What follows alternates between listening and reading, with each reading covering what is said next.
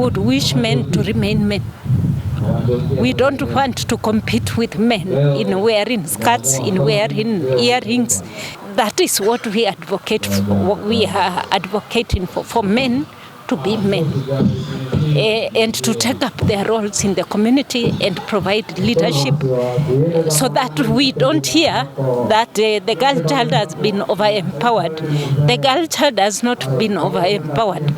In my thinking, the girl child has seen a gap, and the girl child feels that gap that has been left by the boy child.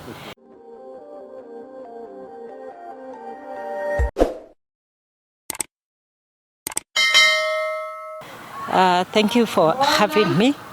My name is Victoria. I'm the County Director of Education, Nakuru County. And today we are celebrating the Day of the Boy Child. Our focus is on the boys' health and well-being. It's the first time that we are celebrating the Day of the Boy Child in Nakuru County. Although I think the Day of the Boy Child was started sometime back in 2018. I think in May 2018. And so it's the first time that we are celebrating the Boy Child. And so as a Ministry of Education, because I come from the Ministry of Education, is a joyous occasion for us because we are losing their challenges that are facing boys, their successes and their challenges. And I think in some instances the challenges outdo the successes. Perhaps I may start with the challenges. We have challenges of drugs and substance abuse. We have challenges of violence. We have challenges of crime. We have challenges of idleness. We have challenges of lack of focus. We have challenges of neglect by parents and the community. And so the boy child is left to fend for themselves very early in life. And so, and also challenges of, in the social circles when they involve themselves in issues of drugs and substance abuse. And so it affects their judgment.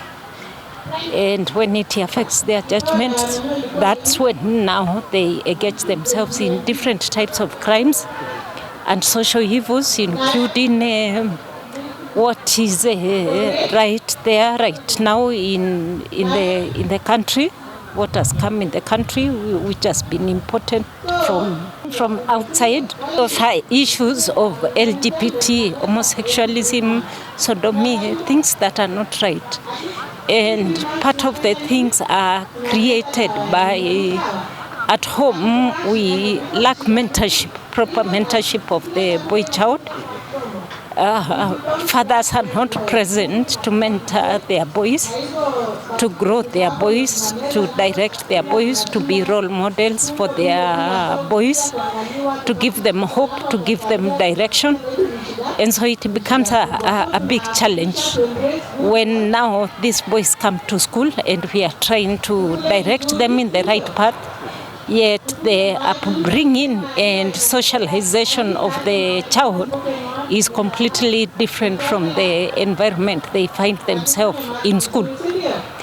And so those challenges impact very negatively in the progress and in the boy child achieving their goals. And so we end up having very many of them idling, and very many of them without formal education. And also, if they lack formal education, that means they do not have skills and knowledge.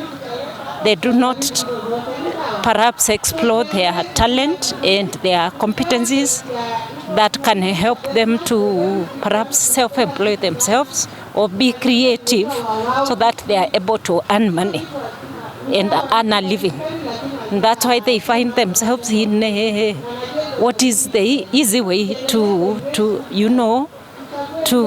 feed the need perhaps to have drugs. Then they enter very easily into crime and those social evils, to feed now that desire to perhaps to fit in a certain grouping, because at home they don't feel that they fit because they are not appreciated. In fact, sometimes in the community, in the society, it's very easy to hug as parents. It's very easy to hug the girl child, as simple as that. It's very easy to hug, give a hug to the girl child. But it's difficult to give a hug to a boy child. And it's not that they don't require that. They also require that. They also require to feel appreciated. They also require to feel needed, to feel part of the family, to feel part of the community, by embracing and realizing that we have the boy child with their gender roles that need to be nurtured. We have their dreams that need to be nurtured from home and in the community. And so from a school setting, as a Ministry of Education, of course, we have programs in schools to empower the boy child through guidance and counseling, through mentorship, through peer teaching, through career development, and just encouraging them to set goals and to follow up on those goals so that they become something in future. What I know, because I'm a mother of boys, I know that the boys are an army to reckon with if they just realized their potential. They are a force to reckon with, and we want to go back to where the boy child, the man, realizes that they are leaders in the community, they are role models in the community, they are providers in the community, they provide direction, they nurture, they protect, they do all those many things.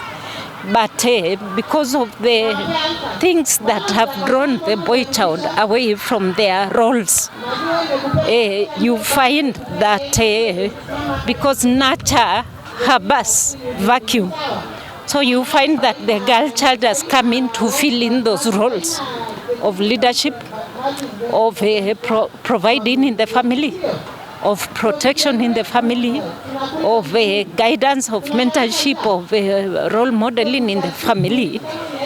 And so we want a situation, and we are praying in that situation where the boy child, and I'm happy because this one is happening today.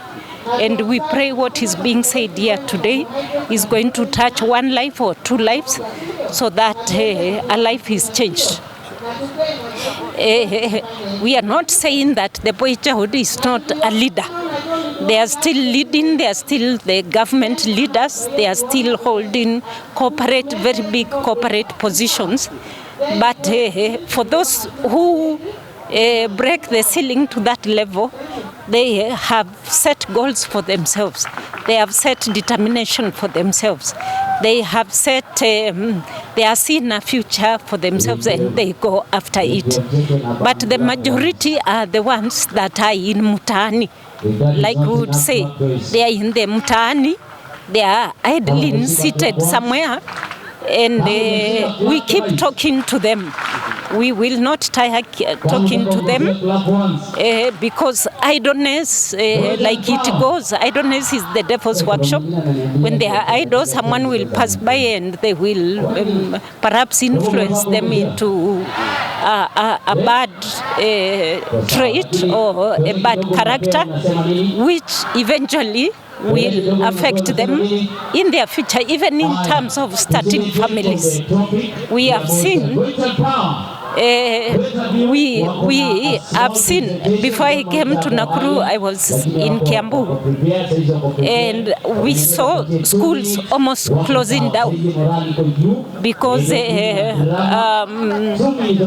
boy child is involved in pombe and those drugs, and so they are not able to do their roles at home. We have seen, even on TV, we have seen women in the streets asking for their rights because men are not there. They have engaged themselves in pombe and that idleness and not doing anything, and so they, even physically, in terms of their well-being, they have become weak because of they are not eating well, and they are in pombe or they are in drugs, and they are in all those many things. So it's high time the boy child recaptured their position, as it were, in terms of leadership, in terms of being mentors in the families and in the community, in terms of being role models, in terms of being icons, in terms of, all that encompasses what a man is. And would wish to urge, if you are a man, if you are a boy, if you are born a boy, sorry, I am going to take a really controversial, divergent view, would wish men to remain men. We don't want to compete with men in wearing skirts, in wearing earrings, in the things that we hear about homosexualism and LGBT and all those many things. They take away the dignity of a man. I may be seen not to be, fast forward in terms of where the community is and what the Western world advocates for. But in terms of the African culture, the role of a man is very clear. As a man, it's very clear. And that's where we would wish, even when we are now, I'm happy that even in the passage of rights, the church has also come strong to stand with the boy child and guide the boy child in the church and provide that mentorship for them to be men. In fact, I'm happy there is even, I think, a program that says man enough or something like that. So that is what we advocate for, what we are advocating for men to be men and to take up their roles in the community and provide leadership, so that we don't hear that the girl child has been over-empowered.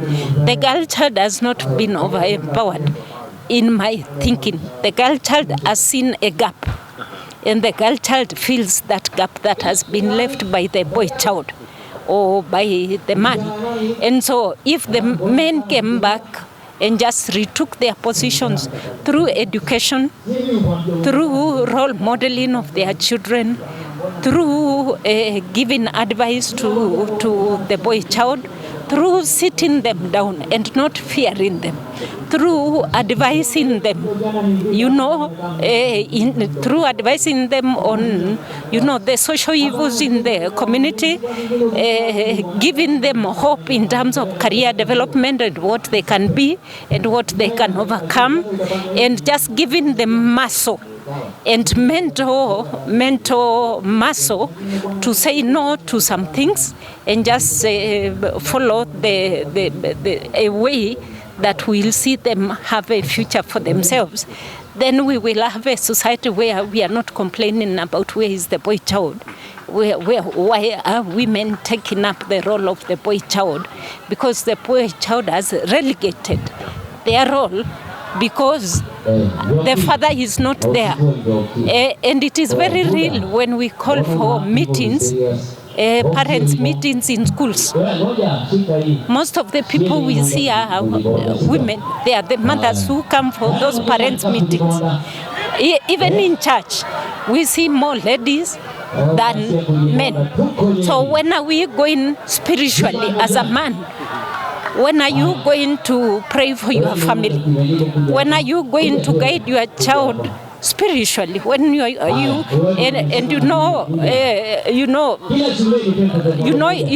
is those aspects that we pick from church, from social gatherings, that now enable us to gain some skills, some knowledge that will empower us, will empower men now to be able to guide and mentor the boy child.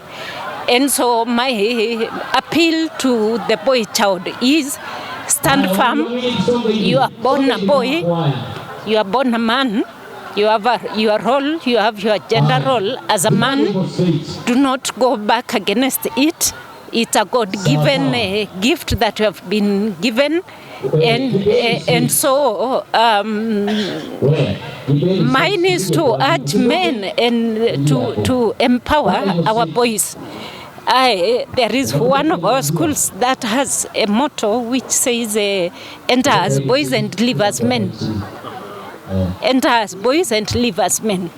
And so that nurturing is that what we are looking for these who are the young ones, so that we don't lose a generation, so that we don't have boys who are dependent on women. Dependency is not bad, but we want a man, to be the provider, to be the leader, to be, all those many things about the man and the protector in the family, and not to run away from their responsibilities. Right now, we are struggling with a situation of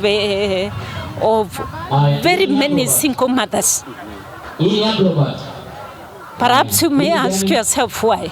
It's because men are running away from responsibilities. When you are sleeping with that girl or that lady, there are two things that can happen. She may get pregnant or she'll get pregnant. If she gets pregnant, then be a man enough to take responsibility of this child who is innocent. Let's not run away from responsibilities at family level, at community level, at social level, at government level, and throw the responsibility to other people, and say, because I've seen it happen, that a child is sent home and they find the father and they tell the father, nimetumwa nyumbani kwa sababu ya karo, and so they tell the child, go and ask your mother, go and ask your mother for fee, go and ask your mother for uniform, go and ask your mother for ABCD. So why not communicate with the mother? And so this is an important day. I wish it can happen twice in a year. I wish it can be replicated in every county. I wish nationally it can also be taken by leaders, so that now we have the boy child empowered and we don't lose their roles, because when we lose them, who will marry our girls? If they are mtaani and we have educated the girl child and the girl child is well grounded, who will marry those girls? That's why you find perhaps a lot of singlehood, because the man they are looking for is not there, because aliishia mtaani, alikunywa drugs, akapata magonjwa, ama ako somewhere.